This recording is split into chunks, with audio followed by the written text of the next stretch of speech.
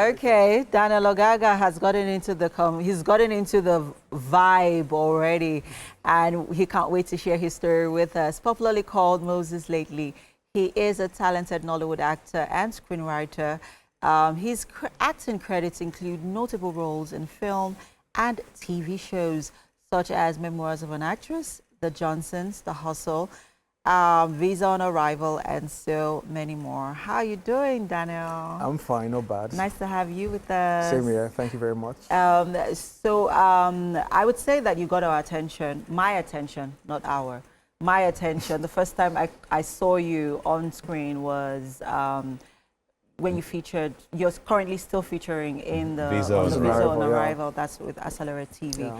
Yeah. And I actually like, sometimes, you know how you watch a certain character and you feel like that is the person. That is who he is. Yeah. He's not acting, it's just who he is because of how much you embody the role or the character. So talk to us about the screening process, the auditioning for the role. Oh, well, it's a bit very dramatic. Okay. To be very honest, on the day of the audition itself, I didn't, I was a bit lax about to go or not to go. Okay. So I think the audition time was slated for 9 a.m. So we're supposed to do a registration, go through a registration process. Right. At 9 o'clock, the audition starts formally, of which I was a bit very skeptical to go or not to go, right? So I actually got there, I arrived there around after 10 or to 11. Wow. And they actually told me that, you know what, that you came late, you can't even do this stuff. You came very late. I told them that, but I'm here already. I came far away, right? So I actually lied to them that I actually coming from Ijaniki. They're like, oh, it doesn't really matter that you came late, you came late. So I think at some point they had to inform Bovi that there are some guys out there that, that they are actually insisting they don't want to leave, that they need to be auditioned, right? And he came outside and Bovi came out like, who are these guys? The Bovi just said to me, be honest, where are you coming from? Don't lie, where are you coming from? I said, bros, I come from Aja. You are coming from Ajabi, and you like you're coming from Ijaniki. I said, okay, let me audition you. And after I got there, he said, this is my thing, and that was it. I got a call back. I think myself and my cousin went together, and my cousin got a call back that he's supposed to feature in a particular episode. Okay. Then I got my own call back and said, I'm to feature in all episodes. Wow. To play the character Moses. And that was how it happened. You lied. I said the truth eventually. So if there is you lied. I'm not calling you out. If there is anything I like about the character, or one popular act that everyone loves about your character, is how you always give this stern face. You're always upset. Yeah. And then you say, photocopy is free. It's free. It's free. And I'm wondering, this anger, where is it from? What happened to you? I think we're going through some traumatic experiences. No, actually. Well, to be very honest, I actually understood the character, Moses' character, I think it was season 3. Okay. Right? And, Bros Bovi actually told me that, come, you need not to be smiling all the time. You need to have that very stern look. And then I said, that's not a problem. I don't have anger problem. I could do you that. can always be angry now. Angry, that's the default, right? So I got there and I started becoming very angry. I started, embodying the character. And I could relate to such character. A security person I met one time in a bank, right? And he's always frowning. He just acts very strong, like he's the one in charge. But at the end of the day, he's just a security officer. All due respect to him and all of that. But to actually relate to that character, where he's always he always has that stern look, and Yeah, but that, I mean, his character is very relatable when it comes to security men at the embassies. They always have that stern look that they want to fight with you. And they're like, I don't understand, Oga, you don't want to give me the visa. Times are hard. Like, you understand. And so when you're coming back, you go and make friends with them. Exactly. Just make friends with them. But, I mean, we have had, there's been a lot of debates about, actors and, the rigors of auditioning. Yeah. How many auditions have you had to go through? To be very honest, I've lost count. And let's talk about some of the challenges that you think, what some people might say that even the auditions don't give opportunities for budding actors, for up-and-coming actors. Because, at the end of the day, even some of these movies already have their cast. And just opening that room for auditioning is not, it doesn't really meet the essence of the audition in the first place, which is to cast for the movie. To be very honest, like I said, my role Moses in Visionary, I actually got it through auditions. Right. So it's not a situation where I knew somebody or I knew Bovis at some point and I got there through auditions. To be very honest, at some point I've gone through, I've lost count, to be honest. But most of the roles I actually got in also, many of the roles I actually get, I actually got rather, from auditions. Right. I went for auditions. The real challenge I had then was the fact that, because I happen to be someone from Delta State, right, very precisely. So if something is slated for 8 o'clock, you should believe you're out around 7:30 and you're still going to meet up the time. And for someone just, moved into Lagos and, they say audition is by 8 o'clock or by 9 o'clock, I feel like it's rational for me to just leave my house around 7:30 and be there before 9. But, at some point, I got to realize that even that 7, it's not like that, So I literally have to wake up, even while I stay on the island, I literally have to wake up around 4:30 and try to be at the audition venue by 5 or 5:30.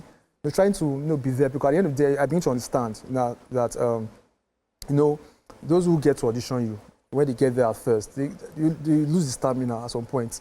They can't just be there till 6 in the evening. And they get exhausted, they get very tired. Right. So the idea is to be there early so you get audition. Sometimes because of you trying to wait, so you end up waiting from 9 till probably 4. Even and you get tired. So when you say, come and do your story, you just do what you want to do. At the end of the day, you do not. And sometimes you won't give in your best. Yeah, you won't give your best. Sometimes some of the challenges I did encounter as an upcoming actor.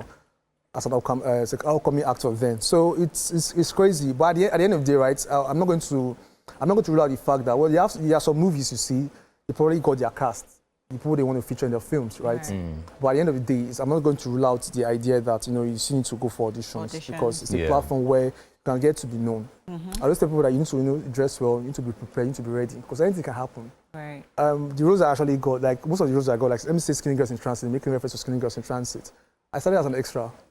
Right, and I was always ready. Even when they said you come with this costume, I always had more costumes ironed. Just in case. Yeah, just in case. I got there, and I was not on the bus, and I came outside, and someone was like, "Why are you not on the bus with these extras?" I told them that, I just want to be outside. I just want to be.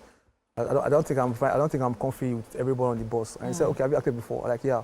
Are you sure? I said, yeah. It's okay, I got your offer. Do you have other costumes? I said, I have all the costumes you want. Are you serious? I have a very interesting... Yeah, prepare. And that's how I got a role in Skinny Girls in Transit. I have a very interesting question I wanted to ask, because I know you. I mean, we're G's. Last year, the story was that you were getting married. I remember they were putting invites up and down. People were calling me, are you going to be there? Are you going to MC?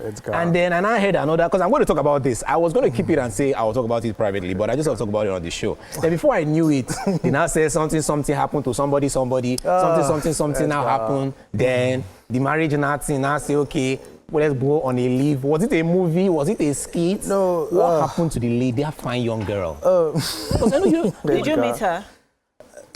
I've seen her pictures now. Because you went to get married last year. What happened now? You didn't get married again. Painfully, did it happen? Painfully. I don't know this guy. You realize it's not a movie role, right? I don't understand this guy. I'm not in a movie. No, the reason is because I wanted to be at the wedding. I shouldn't be talking about this right now. I think I shouldn't be talking about it, but then it's fine. Since you already asked the question. So, I was supposed to get married last year, to be honest, but something happened painfully. I lost my father last year, July, and so sorry about that. Because of that, my wedding plans was postponed. But painfully, something happened along the line, and we didn't get to work eventually. So painfully, I am single again. So you're single too. Searching. No, I'm not searching for that. I just want to heal first before I do all that searching. Need to heal. I'm going through a lot. We just had this wellness segment where we talked about trauma and all the rest, so you probably just watch it again. There's a lot that you can learn. Oh, really? So talk to us, Daniel. What's next for Daniel? What are the projects that we should look out for? Okay, so like I said, I'm an actor and a screenwriter, so I'm trying to focus more on myself. I tend to write for most people, like most of the comedy skits, most of the renowned or reputable skit makers in the industry. I get to write for them, and sometimes it's very distracting to do your own thing. So I've decided to focus on myself and start doing my own thing. right? There are some projects that are yet to come out, but then I want everyone to be anticipating that very soon. All right. Yeah. So, fantastic. Yeah. We saw one of your skits with Brother Shaggy. Brother Shaggy. Yeah. And you know, it felt like if sometimes, I mean, because I feel like it's getting to a point where every actor needs to be on his skits to sort of prove themselves as an actor, or it's just maybe another sort of means of being relevant in the industry. So, you know, as an actor, I think one needs to be very you know, as an actor, one needs to be very tactical. Has to be very strategical. Right.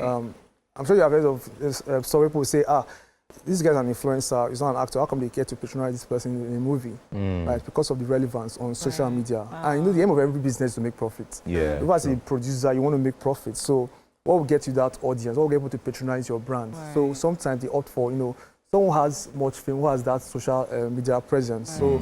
So sometimes you doing skits is sometimes intentional just to gain that relevance there and tell guys that, oh, I could do this, I can do all of that. So when people see, oh, as I said with Brother Shaggy, for let me take an instance, Brother Shaggy, for example, we need to be a skit maker, but we see him featuring lots of, you know, cinema movies because aside the fact that he's a very good actor, he has that online presence. So at the end of the day, you have to be very strategical about the things to do. So sometimes, yeah, you get to do your skits, you get to feature in skits, just to have that relevance in the space.